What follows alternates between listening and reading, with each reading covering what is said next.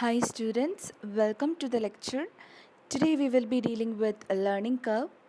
So without much delay, let's move on to the topic. This is also a requested video. So let's start. What is a learning curve? A learning curve is a concept that graphically depicts the relationship between the cost and the output over a defined period of time. Learning curve കാണിക്കുന്നത് ഒരു graphical depiction ആണ്. രണ്ട് കാര്യങ്ങൾ തമ്മിലുള്ള റിലേഷനാണ് ഇത് പ്രധാനമായിട്ടും കാണിക്കുന്നത്.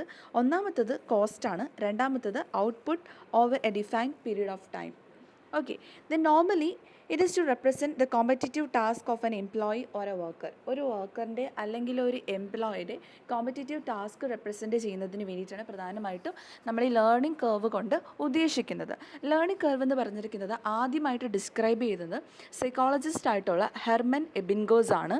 1885 ഇത് നടത്തുന്നത്. ഇതുവഴി പ്രധാനമായിട്ടും ലേണിംഗ് കർവിനെ യൂസ് ചെയ്ത് മെഷർ ചെയ്യുന്നത് പ്രൊഡക്ഷൻ എഫിഷ്യൻസിയും അതേപോലെ തന്നെ കോസ്റ്റ് ഫോർകാസ്റ്റിങ്ങും ആയിരിക്കും. ഓക്കെ, ലേണിംഗ് കർവ് എന്ന് പറയുന്നത് ആദ്യമായിട്ട് ഡിസ്ക്രൈബ് ചെയ്തത് സൈക്കോളജിസ്റ്റ് ആയിട്ടുള്ള ഹെർമൻ എബിൻഗോസ് ആണ്. 1885 ഇത് നടക്കുന്നത്. അദ്ദേഹം ഇത് യൂസ് ചെയ്തിട്ട് മെഷർ ചെയ്യാൻ പറ്റുന്നത് എന്തൊക്കെയാണെന്നാണ് പറഞ്ഞത്. പ്രൊഡക്ഷൻ എഫിഷ്യൻസിയും അതേപോലെ തന്നെ കോസ്റ്റ് ഫോർകാസ്റ്റിങ്ങുമാണ് ഇതുവഴി ചെയ്യാൻ പറ്റുന്നത് എന്ന് അദ്ദേഹം പറഞ്ഞു. അതുപോലെ ലേണിംഗ് കർവ് എന്ന് പറഞ്ഞിരിക്കുന്നത് output over A defined period of ടൈമും കോസ്റ്റും തമ്മിലുള്ള ഒരു റിലേഷനാണ് കാണിക്കുന്നത്. ഇത്തരം കാര്യത്തിൽ ഡൗട്ടൊന്നുമില്ല എന്ന് വിശ്വസിക്കുന്നു. Moving on further. Learning curve is a visual representation of how long it takes to acquire new skills and knowledge. പുതിയ അറിവുകളും സ്കിൽസും ഒക്കെ ഡെവലപ്പ് ചെയ്യുന്നതിന് വേണ്ടിയിട്ട് അല്ലെങ്കിൽ അക്യൂർ ചെയ്യുന്നതിന് വേണ്ടിയിട്ട് എടുക്കുന്ന ടൈം കാണിക്കുന്ന ഒരു വിഷ്വൽ റെപ്രസെൻറ്റേഷനാണ് ലേണിംഗ് കർവ് എന്ന് പറയുന്നത്. Learning curve is a visual representation of how long it takes to acquire new skills and knowledge. പുതിയ സ്കിൽസും നോളജും അക്യൂർ ചെയ്യുന്നതിന് വേണ്ടിയിട്ട് എത്ര ടൈം എടുക്കും എന്ന് കാണിക്കുന്ന ഒരു വിഷ്വൽ റെപ്രസെൻറ്റേഷനാണ് ലേണിംഗ് കർവ് എന്ന് പറഞ്ഞിരിക്കുന്നത്. ബിസിനസ്സിൽ the slope of learning curve represents the rate in which learning new skills translates into cost savings for a company. ബിസിനസ്സിൽ ലേണിംഗ് കർവ് കൊണ്ട് ഉദ്ദേശിക്കുന്ന കാര്യം എന്തെന്ന് വെച്ചാൽ, നമുക്കറിയാം ഓരോ കാര്യങ്ങൾ നമ്മൾ പഠിക്കുകയാണ്, പുതിയ പുതിയ സ്കിൽസ് ഡെവലപ്പ് ചെയ്യുകയാണ്. അങ്ങനെയൊക്കെ ഉണ്ടായിട്ടുണ്ടെങ്കിൽ അത് സ്വാഭാവികമായിട്ടും ഒരു കമ്പനിയുടെ കോസ്റ്റ് ഓഫ് പ്രൊഡക്ഷൻ കുറയ്ക്കണം. അങ്ങനെ കുറയ്ക്കാനായിട്ട് സാധിച്ചിട്ടുണ്ടെങ്കിൽ, ഒരു എംപ്ലോയി അല്ലെങ്കിൽ ഒരു വർക്കറിനെ കൊണ്ടത് സാധിച്ചിട്ടുണ്ടെങ്കിൽ അത് നമുക്ക് ലേണിംഗ് കർവിൻ്റെ കണക്റ്റഡ് ആയിട്ട് പറയാനായിട്ട് സാധിക്കും. The slope of learning curve represents the rate in which learning new skills translates into cost savings for a company. അതായത് പുതിയ പുതിയ സ്കിൽസ് പഠിച്ചു കഴിയുമ്പോൾ എങ്ങനെയാണ് അത് കോസ്റ്റ് ഓഫ് പ്രൊഡക്ഷൻ റെഡ്യൂസ് ചെയ്യുന്നതിന് സഹായിക്കുന്നു ഒരു കമ്പനീനെ. അതാണ് നമുക്ക് സ്ലോപ്പ് ഓഫ് ലേണിംഗ് കർവിൽ റെപ്രസെൻറ്റ് ചെയ്യുന്നത്. The steeper the slope of learning curve the higher the cost of savings per output. അതായത് ലേണിംഗ് കർവിൻ്റെ സ്ലോപ്പ് എത്രത്തോളം സ്റ്റീപ്പറാണോ അത്രത്തോളം ഹയർ ആയിരിക്കും cost of savings per unit of output. Okay, moving on. Understanding learning curve. Learning കർവിനെ experience curve, cost curve, efficiency curve, productivity curve, അങ്ങനെ പല രീതിക്കാണ് പറയുന്നത്. എന്തുകൊണ്ടാണ് അങ്ങനെ പറയുന്നത്? ഈ പറഞ്ഞിരിക്കുന്ന എക്സ്പീരിയൻസ്, കോസ്റ്റ്, എഫിഷ്യൻസി, പ്രൊഡക്ടിവിറ്റി ഇതെല്ലാം ഒരു കമ്പനിയായിട്ട് ബന്ധപ്പെട്ടതാണ്. ഈ എല്ലാ ആസ്പെക്ട്സും മെഷർ ചെയ്യാനായിട്ട് ലേണിംഗ് കർവിന് സാധിക്കും. Okay, the idea behind this is that any employee regardless of the position takes time to learn how to carry out a specific task or duty.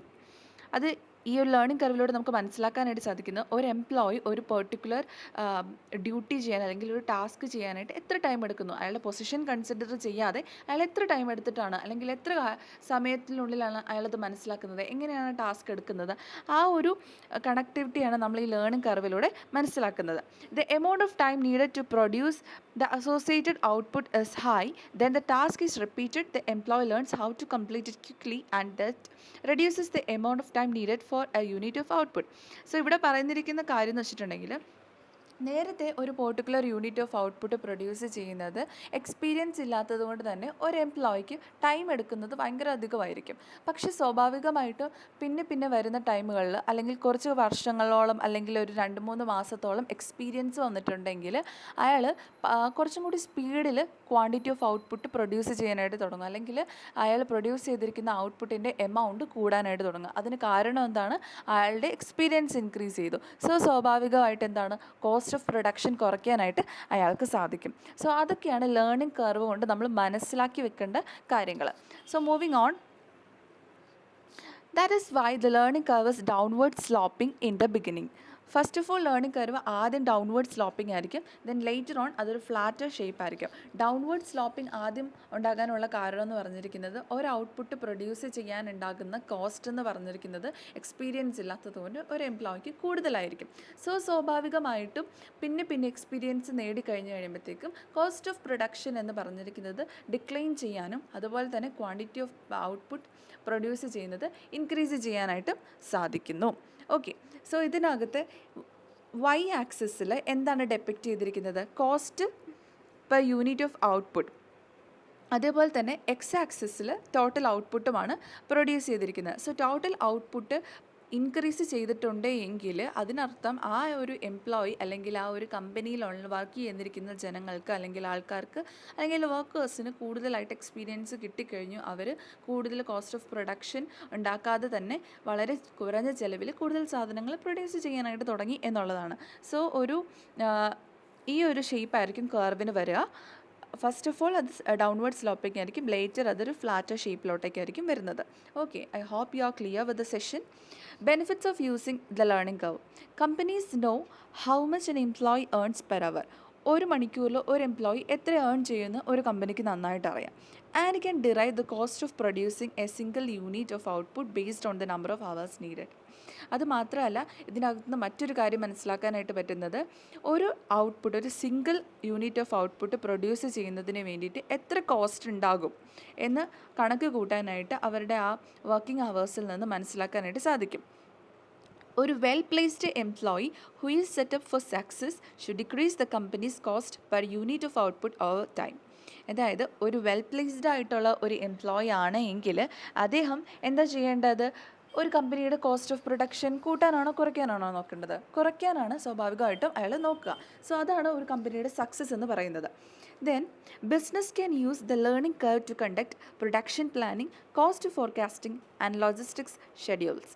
So ബിസിനസ്സിൽ learning curve use ചെയ്തിട്ട് production planning നടത്താം, cost forecasting നടത്താം, logistic schedules conduct ചെയ്യാം. So അതൊക്കെയാണ് പ്രധാനമായിട്ടും ഈ learning കർവിൻ്റെ benefits എന്ന് പറയുന്നത്. ഓക്കെ, ഇത്രയും കാര്യങ്ങൾ ക്ലിയർ ആണെന്ന് വിശ്വസിക്കുന്നു. Moving on. ഒന്നും കൂടി നമ്മൾ ലേണിംഗ് കർവ് എന്താണെന്ന് നോക്കുകയാണ്. Learning curve is an important modern concept according to which cumulative experience in the production of a product over time increases the efficiency in the use of inputs such as labor and raw materials and thereby lowers cost per unit of output. അതായത് ഒരു particular എംപ്ലോയിക്ക് ഒരു product produce ചെയ്യുന്നതിനുള്ള experience increase ചെയ്യുവാണ് എങ്കിൽ, അത് experience increase ചെയ്യുന്നത് എങ്ങനെയാണ്? പതിയെ സമയം ഇൻക്രീസ് ചെയ്യുന്നതനുസരിച്ച് എന്താ സംഭവിക്കുക? അയാളുടെ എക്സ്പീരിയൻസ് വർദ്ധിച്ചുകൊണ്ടിരിക്കുകയാണ്. സോ അയാൾക്ക് എഫിഷ്യൻ്റായിട്ട് ഇൻപുട്സ് യൂസ് ചെയ്യാനായിട്ട് അറിയാം. ഇൻപുട്സ് എന്നൊക്കെ പറയുന്നത് എന്തൊക്കെയാണ്? ലേബർ, റോ മെറ്റീരിയൽസ്, അങ്ങനെയുള്ളതാണ് ഇൻപുട്സ്. സോ ഈ ഇൻപുട്സ് എഫിഷ്യൻ്റായിട്ട് യൂസ് ചെയ്യാനായിട്ട് അറിയാം അവർക്ക്. എപ്പോഴാണ് അങ്ങനെ സംഭവിക്കുന്നത്? സമയം ഇങ്ങനെ നീങ്ങിക്കൊണ്ടിരിക്കുമ്പോൾ ആദ്യം അവർക്ക് എക്സ്പീരിയൻസ് ഇല്ല, പിന്നെ സമയം പോകുന്നതനുസരിച്ച് അവർക്ക് എക്സ്പീരിയൻസ് ആകുന്നു.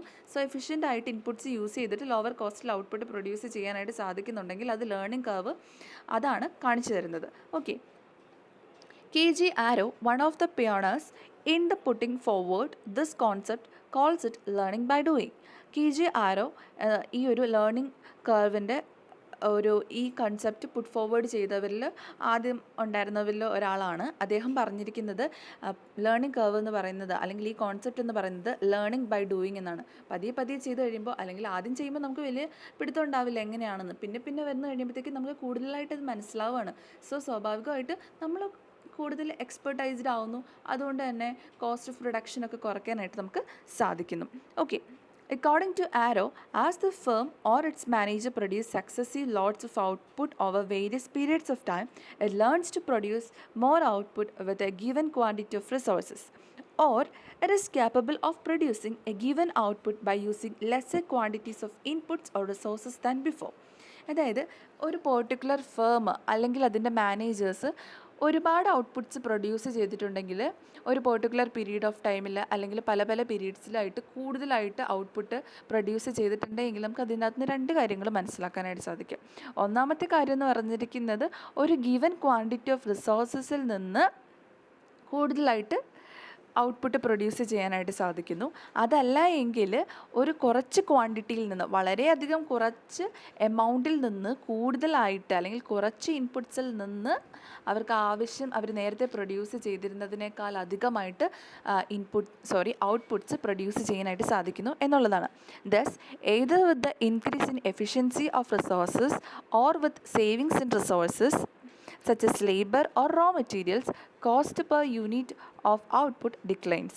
So ഇവിടെ എന്താ നമുക്ക് മനസ്സിലാക്കാനായിട്ട് സാധിക്കുന്നത്, റിസോഴ്സസിൻ്റെ എഫിഷ്യൻസി ഇൻക്രീസ് ചെയ്താലോ അതല്ല എങ്കിൽ ലേബർ, റോ മെറ്റീരിയൽസ് തുടങ്ങിയിട്ടുള്ള ഇൻപുട്സിൻ്റെ സേവിങ്സ് ഇൻക്രീസ് ചെയ്തിട്ടുണ്ടെങ്കിലോ cost per unit of output decline ചെയ്യുവാണ്. അതായത് കോസ്റ്റ് ഓഫ് പ്രൊഡക്ഷൻ എന്ന് പറഞ്ഞിരിക്കുന്നത് ഡിക്ലൈൻ ചെയ്യുവാണ്. This learning curve effect mostly occurs in the reduction of labour requirements per unit of output. ഈ ഒരു കാര്യം പ്രധാനമായിട്ട് നമ്മൾ കാണുന്നത് ഇൻപുട്ടായിട്ടുള്ള ലേബറിൻ്റെ റിഡക്ഷൻ നടത്തുന്നതിന് വേണ്ടിയിട്ടാണ് നമ്മൾ പ്രധാനമായിട്ട് ഈ ലേണിംഗ് കർവ് യൂസ് ചെയ്തിരിക്കുന്നത്. അതായത് ഇപ്പോൾ ഒരു എംപ്ലോയി ആദ്യം അയാൾക്ക് എക്സ്പീരിയൻസ് ഇല്ലായിരുന്നു, സോ അയാൾ വളരെ കുറച്ച് ക്വാണ്ടിറ്റി മാത്രമേ പ്രൊഡ്യൂസ് ചെയ്യുന്നുള്ളൂ. പിന്നെ സമയം പോകുന്നതനുസരിച്ച് അയാൾ കൂടുതലായിട്ട് എക്സ്പെർട്ടൈസ്ഡ് ആവണം, കൂടുതൽ പ്രൊഡ്യൂസ് ചെയ്യാനായിട്ടുള്ള കപ്പാസിറ്റി വരുന്നു. സോ അയാൾ അത്ര എക്സ്പീരിയൻസ് ആകുമ്പോഴത്തേക്കും കമ്പനിക്ക് കൂടുതലായിട്ട് ലേബേഴ്സിനെ ഹയർ ചെയ്യേണ്ട ആവശ്യം വരുന്നില്ല. സോ സ്വാഭാവികമായിട്ട് ഒരു ലേബർ കട്ട് ഉണ്ടാക്കാനായിട്ട് ആ കമ്പനിക്ക് സാധിക്കുന്നു. അതൊക്കെ ഈ ലേണിംഗ് കർവിലൂടെ നമുക്ക് മനസ്സിലാക്കാൻ പറ്റുന്ന കാര്യങ്ങളാണ്. So I hope you are clear with the session. എന്തെങ്കിലും ഡൗട്ട് ഉണ്ടെങ്കിൽ കൈൻഡ്ലി കമൻറ്റ് ചെയ്യുക. Okay, moving on. A number of factors bring this learning curve effect. പല ഫാക്ടേഴ്സാണ് ഈ ലേണിംഗ് കർവ് എഫക്റ്റ് ഉണ്ടാക്കുന്നത്. As the cumulative volume of output over successive periods of time increases, labour and superiors become more familiar with the work methods or the production process, which leads to the reduction in the amount of scrap and other type of waste. അതായത് ഔട്ട്പുട്ടിൻ്റെ volume പതുക്കെ ഓരോ പീരീഡിൽ increase ചെയ്തുകൊണ്ടിരിക്കുമ്പോഴത്തേക്കും ലേബറിനും സൂപ്പർവൈസേഴ്സിനും ഒക്കെ ഈ ഒരു work method കൂടുതലായിട്ട് familiar ആകും. So സ്വാഭാവികമായിട്ടും റിസോഴ്സസിൻ്റെ വേസ്റ്റേജ് കുറയ്ക്കുന്നതിന് വേണ്ടിയിട്ട് അത് സഹായിക്കുന്നു. Besides raw materials, cost per unit of output also declines as the cumulative volume of output in successive periods over time increases. അതായത് നമ്മൾ ഓൾറെഡി പറഞ്ഞു, പതുക്കെ എക്സ്പെർട്ടൈസ്ഡ് ആകുമ്പോൾ അവിടുത്തെ എംപ്ലോയേഴ്സ് കോസ്റ്റ് ഓഫ് പ്രൊഡക്ഷൻ കുറച്ച് സാധനങ്ങൾ ഉണ്ടാക്കാനായിട്ട് തുടങ്ങുന്നു. Okay, this is because they are gaining more experiences in doing this production process repeatedly over the successive time periods. Then the learning curve is graphically shown in the figure, where on the x-axis cumulative total output over the successive periods of time, and on the y-axis cost per unit of output are measured. It will be seen in the next.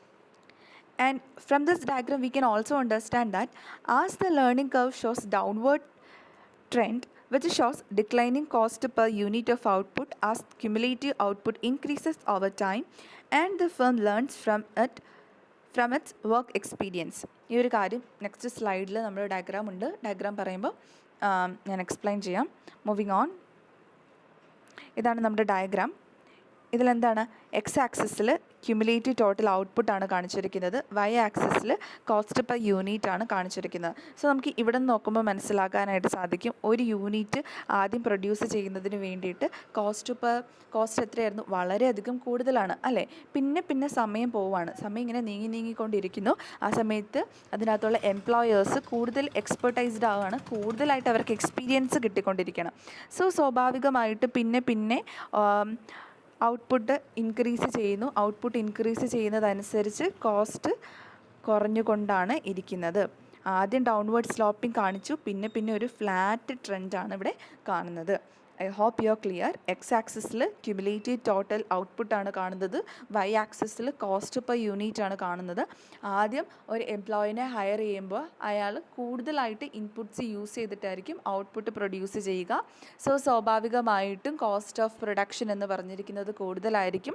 പിന്നെ പതിയെ അയാൾ experience നേടിക്കഴിയുമ്പോഴത്തേക്കും cost of production കുറച്ച് കൂടുതൽ output produce ചെയ്യാനായിട്ട് അദ്ദേഹത്തിന് സാധിക്കും. So ആദ്യം ഇത് ഡൗൺവേർഡ് ട്രെൻഡ് ആയിരിക്കും കാണിക്കുന്നത്, പിന്നീട് ഇത് ഫ്ലാറ്റ് ട്രെൻഡ് ആയിരിക്കും കാണിക്കുന്നത്. I hope you are clear. The learning curve effect is usually expressed as a constant percentage. ഒരു പെർസെൻറ്റേജ് രീതിയിലാണ് ലേണിംഗ് കർവ് എഫക്റ്റ് നമ്മൾ പ്രധാനമായിട്ടും എക്സ്പ്രസ് ചെയ്യുന്നത്. This percentage represents the proportion by which cost per unit of output declines with the increase in the cumulative output in the successive time period. So ഈ percentage കാണിക്കുന്നത് എന്താണ്? As the total output increase, എത്രത്തോളം cost of production decrease ചെയ്തു എന്നുള്ളതിൻ്റെ പ്രപ്പോർഷനാണ് ഈ ഒരു പെർസെൻറ്റേജിലൂടെ നമുക്ക് കാണാനായിട്ട് സാധിക്കുന്നത്. For example, if in a production process labour input cost experience 80% learning curve effect, this means that if in the first period production of a unit of output requires a labor cost of rupees 1000, in the next period labor cost per unit will decline to 800 and so forth. അതായത് ആദ്യം നമ്മൾ production process നടത്തി കഴിയുമ്പോഴത്തേക്കും labour cost എന്ന് പറഞ്ഞിരിക്കുന്നത് 80% learning curve effect കാണിക്കുന്നുണ്ട് എന്ന് പറഞ്ഞിട്ടുണ്ടെങ്കിൽ, ആദ്യത്തെ പീരീഡിൽ പ്രൊഡക്ഷൻ കോസ്റ്റ് എന്ന് പറഞ്ഞിരിക്കുന്നത്, ഇപ്പോൾ ലേബറിൻ്റെ പ്രൊഡക്ഷൻ കോസ്റ്റ് ആണെങ്കിൽ അത് 1000 ആയിരിക്കും. പിന്നീട് അയാൾ എക്സ്പീരിയൻസ്ഡ് ആവുന്നു, കോസ്റ്റ് ഓഫ് പ്രൊഡക്ഷൻ കുറയാണ്. സോ സ്വാഭാവികമായിട്ടും പിന്നീട് അയാളുടെ ലേബർ കോസ്റ്റ് എന്ന് പറഞ്ഞിരിക്കുന്നത് 800 രൂപയായിട്ട് മാറുകയാണ്, അല്ലെങ്കിൽ 1000-ൽ നിന്ന് 800 രൂപയായിട്ട് കുറയാണ് ചെയ്തിരിക്കുന്നത്.